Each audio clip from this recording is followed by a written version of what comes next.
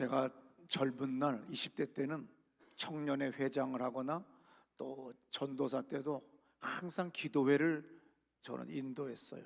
다른 청년들은 기타도 칠 줄 아니까 싱오롱 시간에 기타 반주로 또 아니면 사회자로 뭐 2부 순서 게임들 잘 했지만 저는 할 줄 아는 게 기도밖에 없어서 기도회 인도를 아마 거의 매일같이 모든 모임마다 가서 기도회 인도를 하다 보니까 기도에 대한 책들을 또 많이 구입하게 됐어요. 아마 수백 권을 읽지 않았을까. 그런데 기도라고 하는 건 책을 얼마나 기도에 관하여 많이 읽는 것이 중요한 것이 아니라 기도라고 하는 것은 오늘 내 삶의 자리에서 문제가 있을 때마다 또 문제가 없어도 주님과의 관계 속에서 언제나 주의 이름을 부르는 것, 이것이 진정한 기도예요. 무슨 큰일 삼아서 기도하러 산에 올라가는 그런 정신없는 짓들 하지 마세요.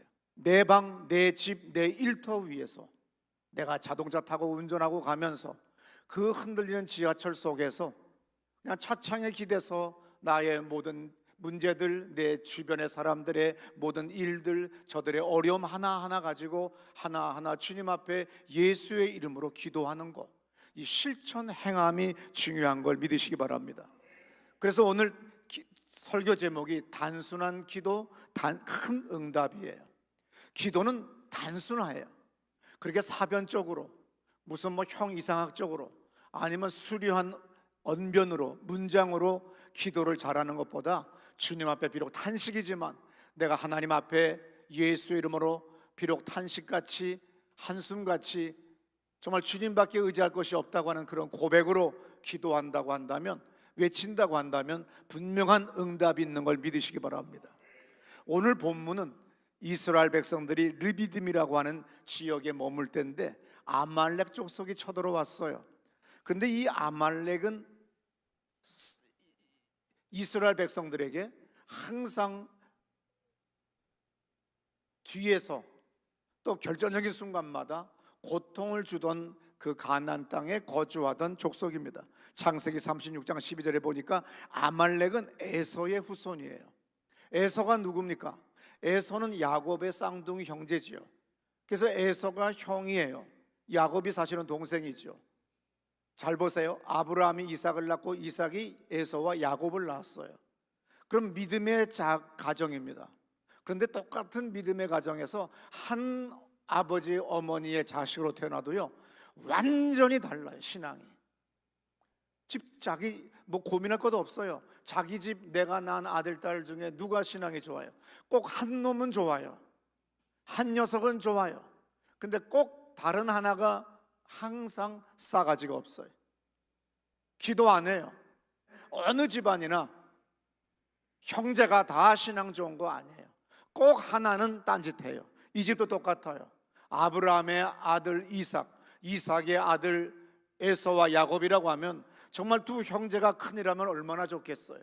그런데 이 에서가 미친 짓을 하다 보니까 당연히 그의 후손들이 아말렉 쪽이라고 그래가지고 오늘 창세기 16장 12절에서 에서의 아들 엘리바스의 첩 딥나는 아말렉을 엘리바스에게 낳았으니 이들은 에서의 아내 아다의 자손이며 그랬어요.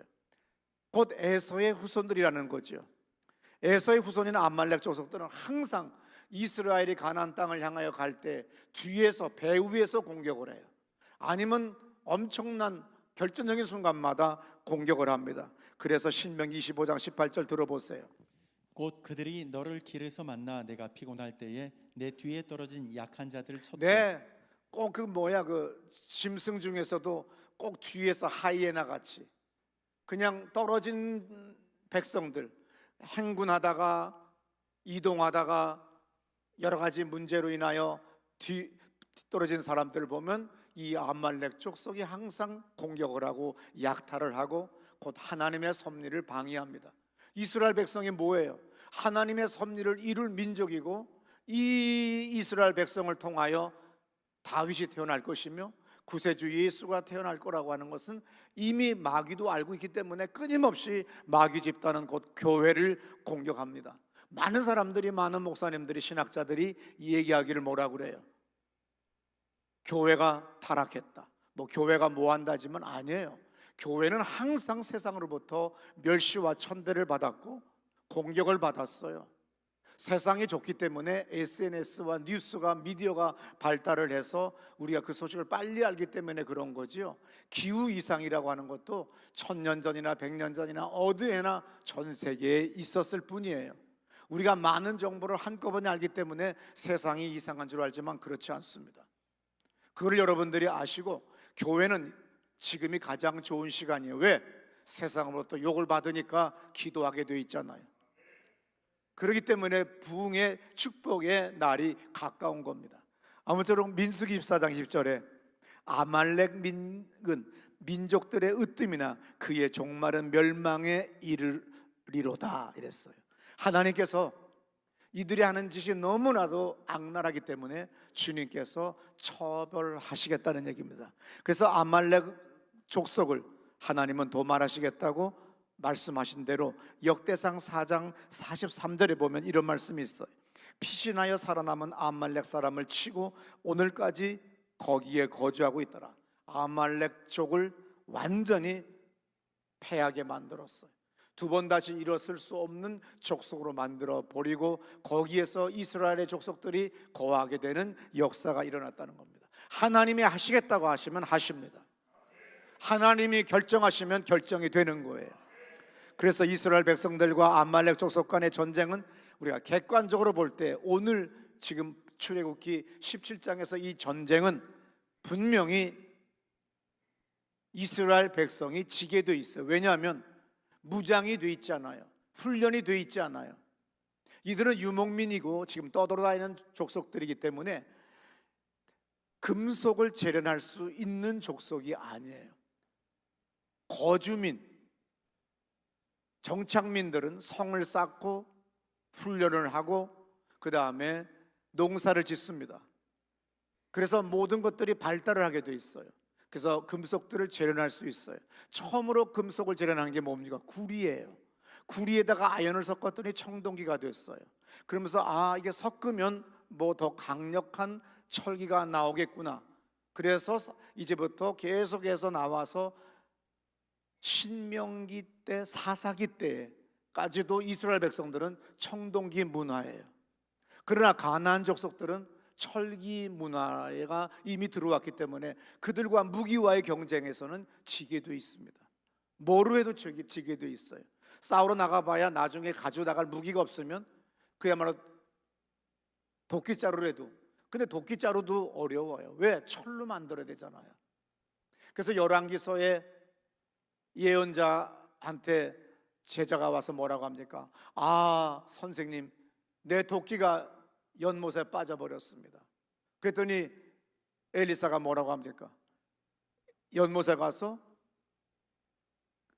도끼가 떠오르게 만들어서 돌려줘요. 빌려오는 거예요. 흔해 빠진 게 아닙니다. 철로 만드는 거예요. 우리 40년 전, 50년 전만 해도 우리가 얼마나 못 살았습니까? 그런데 그 옛날 고대 시대에, 고대 사회에서 도끼라고 하는 거 빌려올 수밖에 없어요. 그러니까 몇천 년 전에는 무기가, 그러니까 철기가 없어요. 그러니까 막상 칼싸움을 해서 서로 탁 부딪히면은, 칼끼리 부딪혔다고 하면 우리 이스라엘 백성 칼은 찌그러지거나 잘라져요. 정말 보잘것없는 거예요. 그런데 이때 아말렉 쪽이 공격했다고 하면요, 얼마나 큰 공포스럽고 어려운 건지 모릅니다.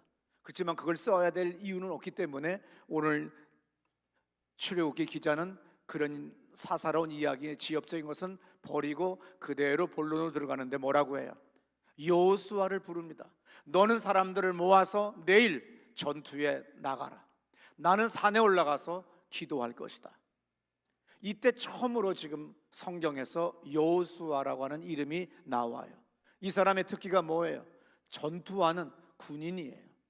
장군이죠. 장군의 힘을 가진 사람이에요. 그래서 이 여호수아를 불러서 군대를 만들려고 그랬어요. 그리고 사람들을 동원하여 싸워라. 그러면 나는 산에 올라간다. 출애굽기 17장 9절에서 아말렉과 싸워라. 내일 내가 하나님의 지팡이를 손에 잡고 산 꼭대기에 서리라.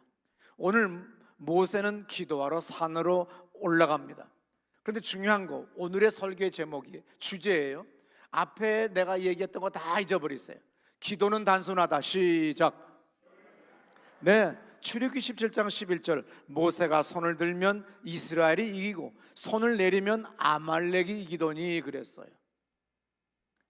모세가 뭐 장풍을 쐈다느니 모세로부터 어떤 능력이 나왔다는 것이 아니라 모세가 뭐예요? 기도하는 거예요. 중요한 거, 아무 말 하지 않았어요.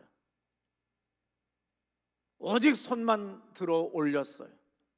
우리는 손이다 그랬으니까 요 손만 들었다는 게 아니라 손은 팔을 의미할 때가 있어서 단수로 쓰여질 때가 있었고 복수로 쓰여졌을 때 우리 구약 성서학자들은 이것이 두 손 올렸다, 두 팔을 올렸다 이렇게 이제 얘기합니다. 성경은요, 그 탄식 소리 하나도 꼭 필요할 때는 그것을 기록돼 있어요. 그러나 모세의 기도에는 내용이 없습니다. 오직 행동만 있어요. 행위만 있어요. 기도의 행위만 있는 거죠.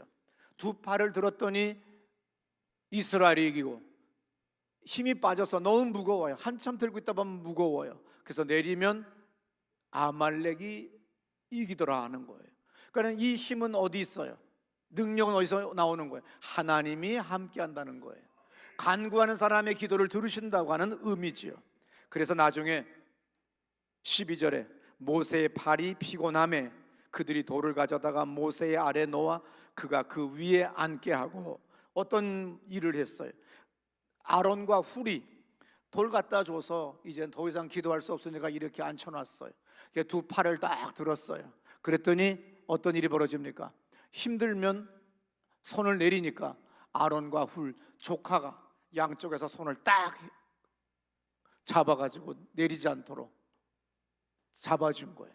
그래서 저녁 때가 될 때까지 계속해서 손을 들게 했더니 하나님께서 이기게 해주셨다는 거예요. 그래서 12절 들어보세요. 모세의 팔이 피곤함에 그들이 돌을 가져다가 모세의 아래에 놓아 그가 그 위에 앉게 하고 아론과 훌을 한 사람은 이쪽에서 한 사람은 저쪽에서 모세의 손을 붙들어 올렸더니 그 손이 해가 지도록 내려오지 아니한지라. 우리 교회를 귀찮아하는 교인들이 있어요. 사람들이. 왜냐하면 이 교회는 소리 내서 기도하는 것 때문에 싫다. 두 번째, 이 교회는 왜 이렇게 두 손 들고 기도하라고 그러냐. 그래서 싫다. 그리고 너무 시끄럽다, 기도하는 소리가. 그래서 조용한 교회로 갔는데 내려서 그런 분은 가라고 그랬어요. 여기 있으나 마나에 나는 기도하는 사람을 원해요. 그 쓸데없는 사람 데려다가 숫자 많이 채워놓으면 뭐합니까? 그 인생 그렇게 좋아지지도 않아요.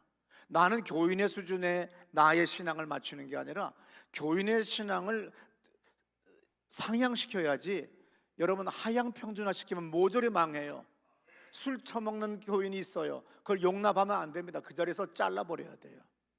아니 왜 목사님에게 잔인하게 합니까? 잔인하게 해버려야 돼요. 그렇지 않으면 전체가, 여러분 이게 지금 썩어 들어와요. 버거스병에 걸렸다고 합시다. 그럼 의사는 이거 절단하라고 그래요. 아까운 거 살려야 된다고. 그럼 우린 죽어요. 과감하게 잘라야 되는 거예요. 여러분 세상에서 만난 사람끼리 평소에 술 드시던 분들은 드셔도 그건 죄가 안 돼요. 그런데 교회에서 만난 인간을 술을 마시게 하고 담배 피게 하면 죄악이에요. 교회에서 만난 사람과 고스톱 치면 죄악이에요. 주께서 역사하실 거예요. 그렇기 때문에 교회를 만홀히 여기지 마세요. 하나님이 안 보이는 것 같지만 하나님의 역사는 얼마나 놀라운지 몰라요. 예를 들어서 출애굽기 17장 13절에 보니까 여호수아가 칼날로 아말렉과 그 백성을 쳐서 무찌르니라.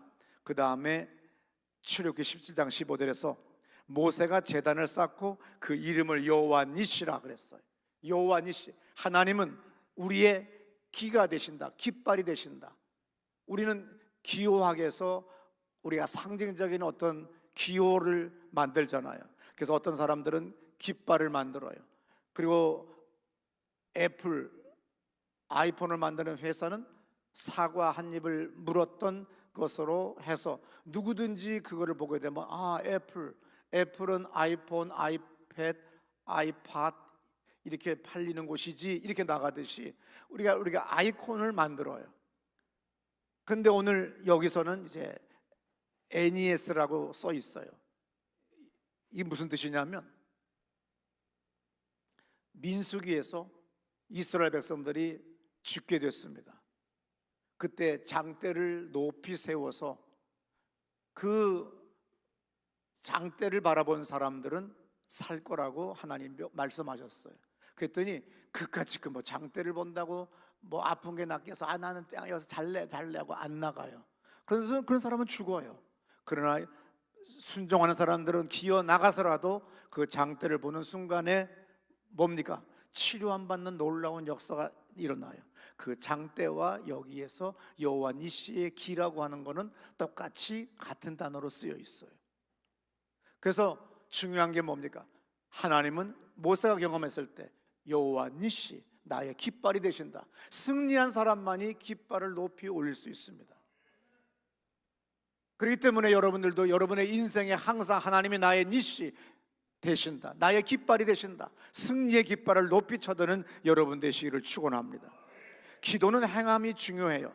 행동하는 행동이 있어야 됩니다. 그래서 모세의 기도는 특이했어요. 기도의 내용은 없고 오직 두 손만 들고 있습니다. 하나님 앞에 손을 들었다고 하는 건 뭘 의미해요? 내가 두 손을 들었다고 하는 건 항복한다는 의미도 있습니다. 또 다른 의미는 뭐예요? 내가 하나님을 두 손 들어 환영하는 거예요. 또 두 손 들어 하나님을 찬양하는 거예요. 제가 언젠가 50견이 생겼어요. 이게 배랑간 손이 안 올라가는 겁니다.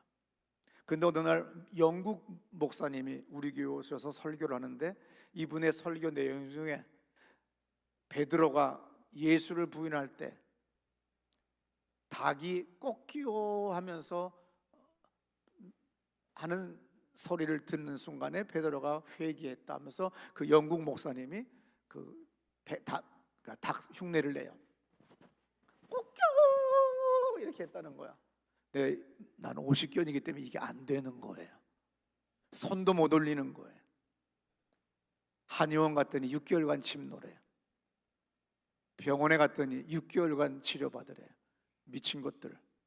6개월이면 내가 고치겠다. 그날부터 병원 안 가고 제가 다 손가락으로 누르고 그리고 벽 잡고 올려서 정상이 됐어요. 그때 아플 때 내가 기도를 이렇게 했어요. 하나님, 저 손만 올리게 해주신다면 내가 항상 손 들고 기도하겠습니다. 이제 안 무거워요. 매일 손 들고 하다 보니까 여러분 기도할 뭐라고 하면 문장이 안 나오잖아요. 그러나 하나님 앞에 내가 예수의 이름으로 나와 앉았습니다, 이 한마디는 하세요. 그리고 하나님 아버지, 그래서 가만히 앉아 계세요. 아니면 손 들고 계세요. 그냥 주님이 여러분들의 그 탄식, 여러분들의 그 신음, 여러분들의 모든 마음 다 알고 계세요. 전능하신 분인 걸 믿으시기 바랍니다. 그래서 여러분들 그저 내가 수려한 문장을 가져야만이 멋있게 해야 된다고 해서 응답받는 거 아니에요. 저는 설교 쉽게 합니다. 로이드 존슨 목사님이 내가 너무 문장을 멋있게 다듬어서 정말 모든 사람들의 머리에 쏙 들어가게 하고 사람들의 귀를 홀릴 정도로 좋은 문장으로 만들어졌다고 한다면 다시 지운대요. 왜? 주의 말씀이 저들의 귀에 꽂혀야 되고 심령에 꽂혀야 되지 내가 만든 문장이 저들의 감동을 주면 안 된다. 얼마나 멋있는 말씀입니까? 로이드 존슨 목사님의 말씀이에요. 저도 그랬죠. 나는 설교할 때 문장 다듬거나 또 정확하게 필요 없는 것은 절제하고 나가지 않는다. 나 하고 싶은 거 다 하고 말하고 싶은 거 다 한다.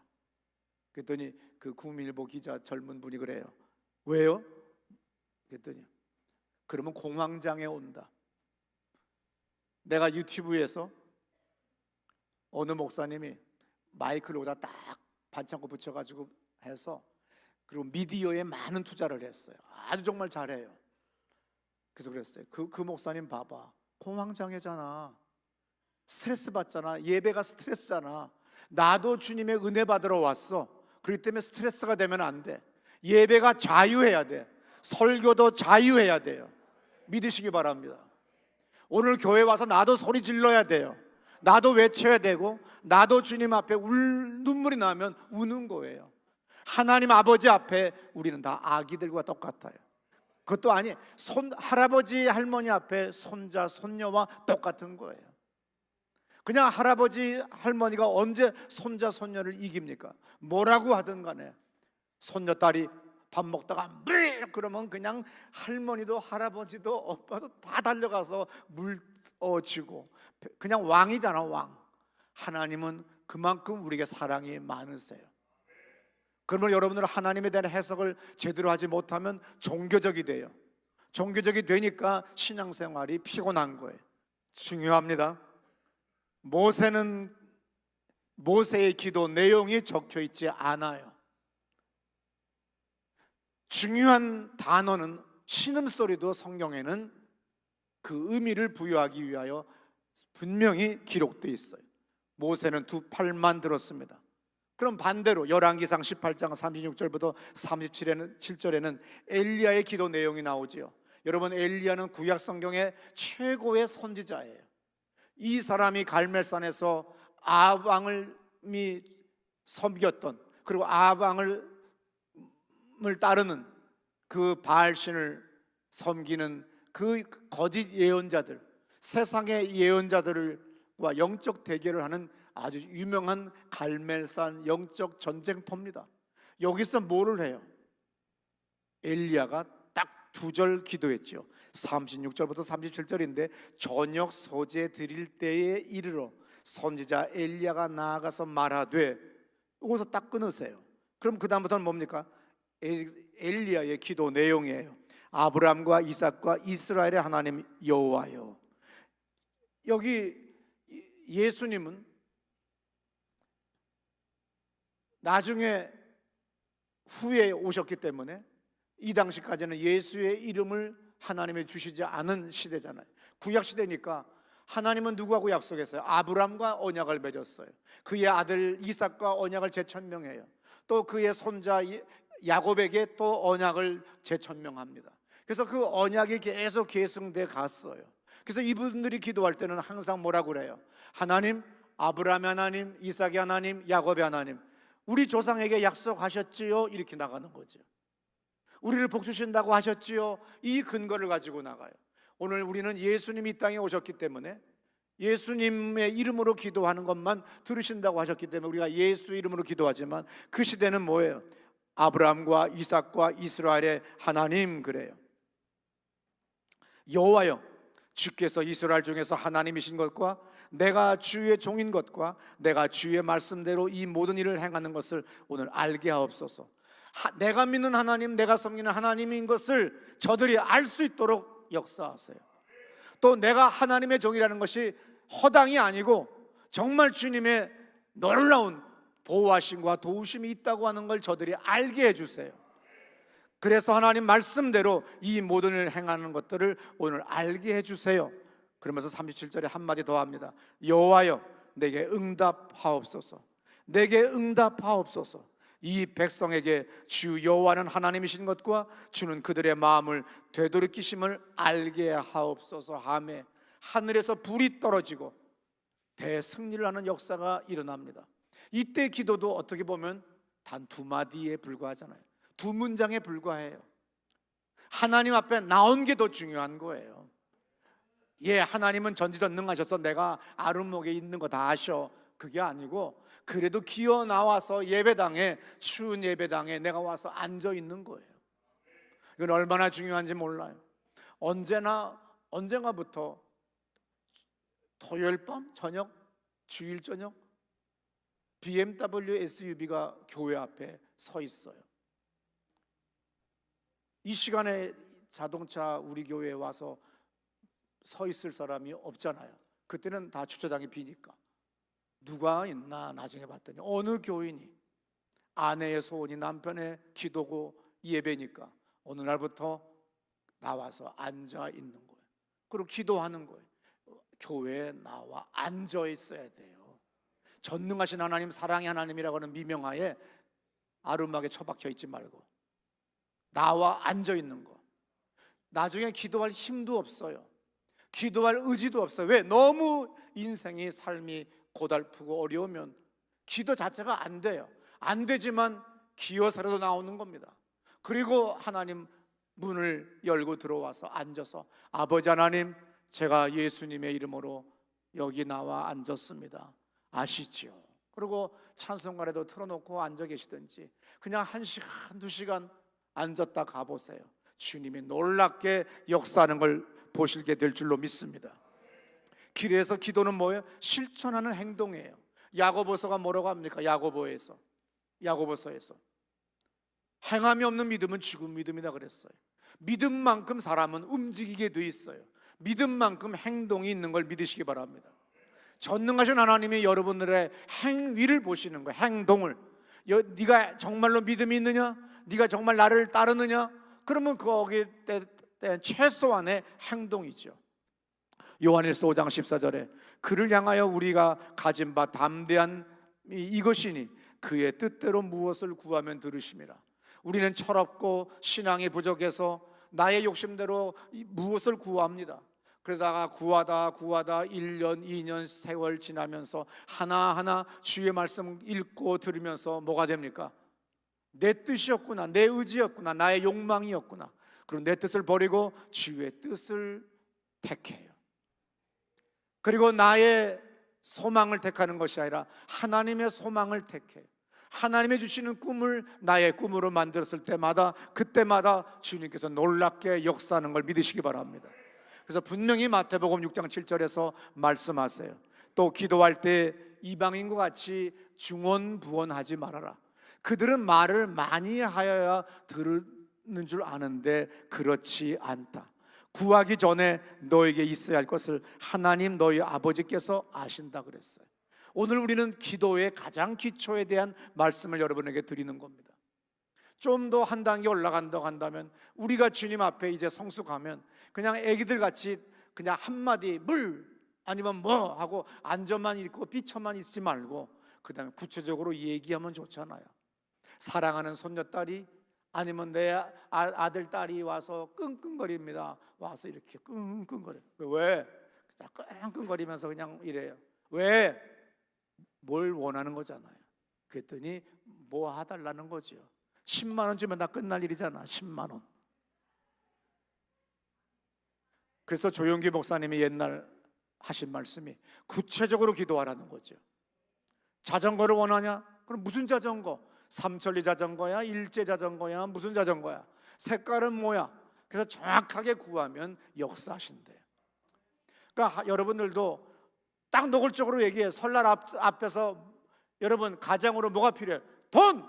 그럼 돈 달라고 그래. 이걸 뭐 기복적 신앙이라고 그래가지고 어리석은 소리 하지 말아요. 우리는 하나님 앞에 우리의 결핍, 우리의 궁핍, 우리의 약함을 고백하고 구하는 거, 이게 자녀된 도리예요.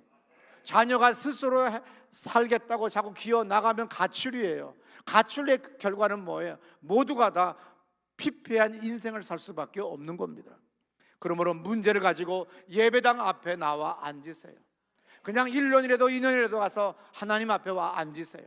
어디 다방이나 카페 가서 앉아 있는 것이 아니라 오늘 예배당, 이 을씨년스럽기도 하고 추운 예배당에 와서 문 열고 들어와 앉아 있을 때 주님께서는 모세가 팔만 들었을 때도 이스라엘 민족에게 승리를 줬듯이 여러분에게 승리를 주실 줄로 믿습니다.